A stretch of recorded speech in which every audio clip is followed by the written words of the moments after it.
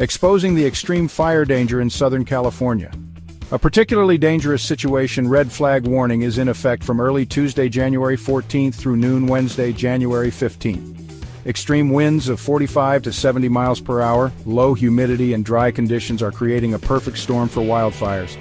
Affected areas include the northern San Fernando Valley, western Santa Monica Mountains, much of Ventura County, and the Grapevine section of I-5.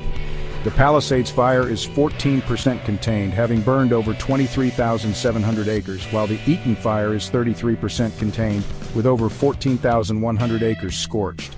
Resources, including the California National Guard and federal personnel, are actively assisting.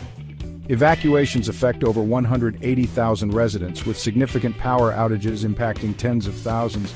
The combined death toll has tragically risen to 25, with 29 people still missing.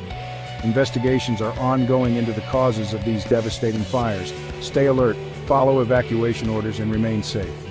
For continuous updates, stay tuned to local news and emergency services. This is a serious situation. Your safety is paramount.